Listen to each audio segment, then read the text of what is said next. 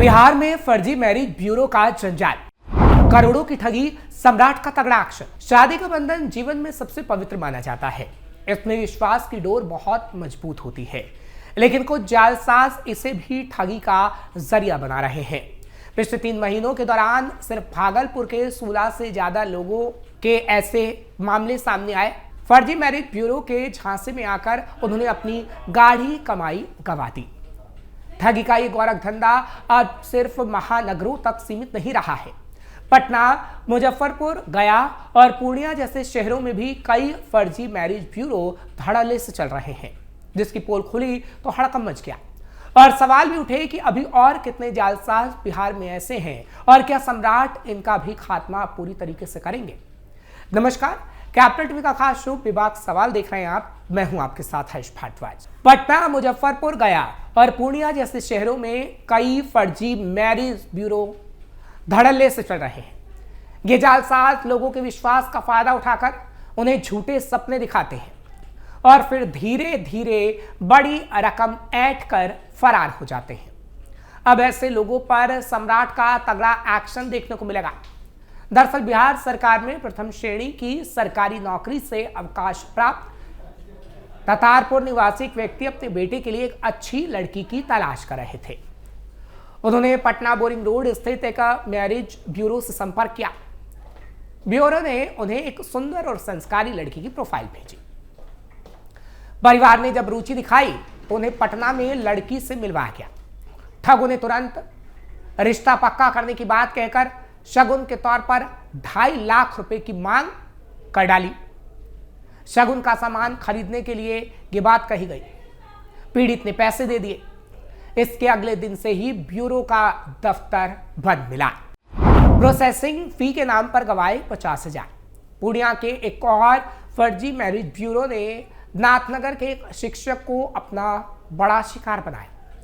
Bureau ने उन्हें एक सरकारी नौकरी वाले लड़के की पूरी प्रोफाइल भेजी। पसंद आने पर शिक्षक ने रजिस्ट्रेशन के लिए 5100 रुपए दिए। फिर मीटिंग फिक्स कराने के नाम पर 35,000 रुपए और मांग की, यानी 35,000 रुपए और दो तब मीटिंग फिक्स होगी। शिक्षक ने जब ब्यूरो के पते पर जाकर देखा तो वहां दफ्तर बंद मिला, यानी उनसे भी लाखों की ठगी कर ली गई। क्या कहते हैं अधिकारी?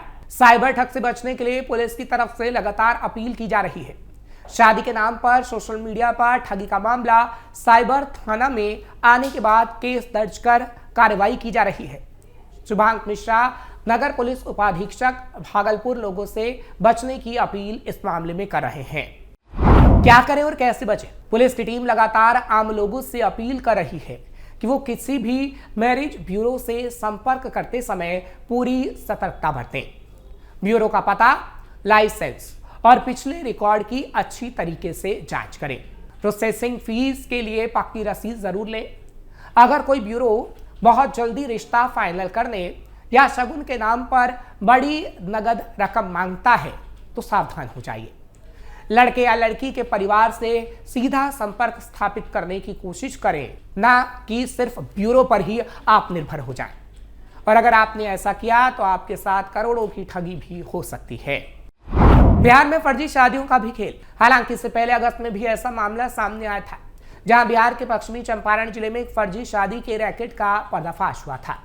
नरकटियागंज के एक मंदिर में शादी की तैयारियों के बीच पुलिस ने छापेमारी कर इस रैकेट का भंडाफोड़ किया था, जिसमें कई लोग शामिल थे। इस घटना ने स्थानीय लोगों में हड़कंप मचा दिया था।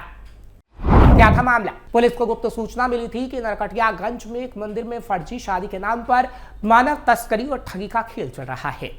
इस रैकेट में युवतियों को शादी का झांसा देकर उन्हें बेचा जा रहा था। सूचना के आधार पर पुलिस ने एक विशेष टीम गठित की और शादी के आयोजन के दौरान छापेमारी की। मौके पर 6 दूल्हों को अपनी तथाकथित दुल्हनों के साथ गिरफ्तार किया गया, जबकि पंडित और अन्य लोग शादी की रस्में पूरी करने की तैयारी में थे। छापेमारी के दौरान पुलिस ने रैकेट के कई सदस्यों को हिरासत में लिया था। इस ऑपरेशन में शामिल लोगों में मंदिर के कर्मचारी, कुछ मध्यस्थ और अन्य संदिग्ध शामिल थे। पुलिस ने बताया था कि इस रैकेट में लड़कियों को पहले प्रलोभन देकर फंसाया जाता था, फिर फर्जी शादी के जरिए उन्हें अन्य राज्यों में बेच दिया जाता था। इस मामले में कुछ स्थानीय लोगों की भी संलिप्तता सामने आई थी, जिनके खिलाफ बड़ी कार्रवाई की गई थी। मानव तस्करी का गहरा कनेक्शन। हालांकि पुलिस की प्रारंभिक जांच में खुलासा हुआ था कि रैकेट लंबे समय से सक्रिय था और इसका नेटवर्क बिहार के अलावा अन्य राज्यों तक फैला हुआ था। लड़कियों को शादी के नाम पर राजस्थान, पंजाब और अन्य जगहों पर बेचा जा रहा था। एक पीड़िता ने बताया था कि उसे शादी का झांसा देकर बंधक बनाया गया और देह व्यापार में धकेलने की कोशिश की गई थी। पुलिस ने कुछ पीड़िताओं को मुक्त भी कराया था, जिनका मेडिकल परीक्षण और काउंसलिंग की प्रक्रिया भी शुरू की गई थी। जुलाई से दिसंबर तक कई मामले सामने आए। पिछले दिनों जुलाई में भी बिहार सहरसा से एक बड़ी खबर सामने आई थी, जहां शादी के नाम पर लोगों से ठगी करने वाले एक अंतर जिला गिरोह का भंडाफोड़ हुआ था। सोनभद्र शहर थाना पुलिस ने विराटपुर गांव में छापेमारी कर इस गिरोह की 3 महिला और 2 पुरुष सदस्यों को गिरफ्तार किया।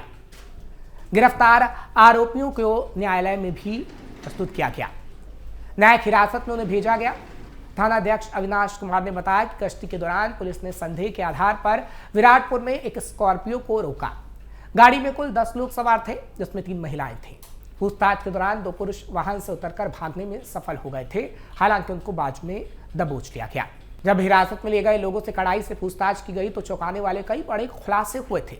ये सभी लोग एक संगठित गिरोह का हिस्सा निकले, जो फर्जी शादी के नाम पर कई जिलों में ठगी कर रहे थे। पूछताछ में सामने आया था कि दिल्ली के शाहदरा पूर्वी गोकुलपुरी थाना क्षेत्र निवासी भूरीलाल, उनके संबंधी जगदीश प्रसाद और विनोद कुमार अपने रिश्तेदार से मिलने बिहार के पस्तपार आए थे।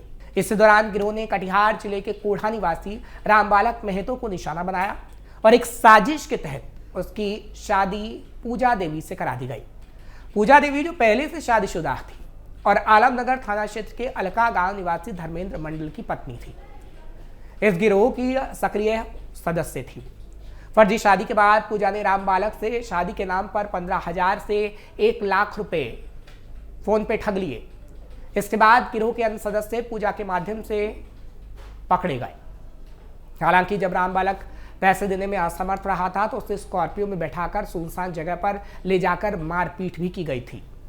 लेकिन इससे पहले कि गिरोह अपने मंसूबों में कामयाब हो पाता, पुलिस की सतर्कता से सभी आरोपी गिरफ्तार कर लिए गए।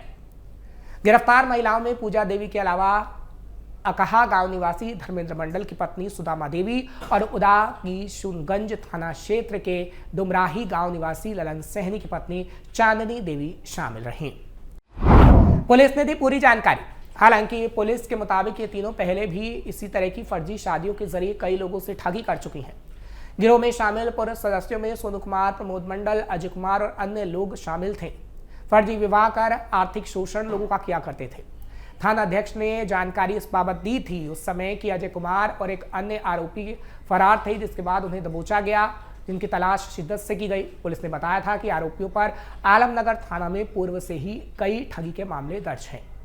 गिरोह बिहार के अन्य जिलों में भी फर्जी शादी कर पैसे ऐंठने की वारदातों को अंजाम देते थे। अकहा गांव निवासी सुदामा देवी पूर्व में आर्म्स एक्ट के तहत जेल भी जा चुकी हैं। वे पूरा फर्जी खेल चलाती हैं, यानी फर्जी शादियों का, जिसके बाद पुलिस ने ये कहा है कि ऐसे गिरोह का जल्द से जल्द सफाया होगा। और जुलाई से दिसंबर तक में हमने देखा है कि कितनी बड़ी कार्रवाई इस वक्त पुलिस की तरफ से की गई है। बड़े गिरोह का होगा पर्दाफाश। ये कहा जा रहा है कि गिरोह फर्जी शादी का रैकेट पूरे बिहार में चला रहा है। अब तक इस रैकेट में 100 से ज्यादा लोग फंस चुके हैं। गिरोह के निशाने पर उत्तर प्रदेश और बिहार के ग्रामीण युवक होते हैं, जिनकी शादियां नहीं हो रही हैं या फिर वो तलाकशुदा या विधु हैं। ये गिरोह उनकी शादी कराने के बहाने ठग रहा है। गिरोह के सदस्यों ने यूपी बिहार के गांवों में पर्चे तक बांटे हैं, जिसमें वादा किया गया है कि एक स्वयंसेवी संगठन गरीब कन्याओं की शादी करवाता है। संगठन के पास दर्जन भर से खूबसूरत लड़कियों का बायोडाटा है जो शादी योग्य है, लेकिन उनकी शादियां नहीं हो रही। ये रैकेट भोले भाले पुरुषों को फंसाता है, मोटी रकम बदले में लेता है और दुल्हन दिलाने का वादा करता है। युवाओं को अपने पास बुलाया जाता है और उनसे पैसे ऐंठने के बाद उन्हें छोड़ दिया जाता है। अब एक एक करके ऐसे गिरोह पकड़े जा रहे हैं और उन पर सम्राट का चाबुक चल रहा है, जिसकी तस्वीर हम आपको दिखा रहे हैं। फिलहाल आपको ये खबर कैसी लगी कमेंट सेक्शन में जरूर बताएं। खबर को लाइक शेयर करें, कैपिटल टीवी को सब्सक्राइब करना मत भूलिएगा।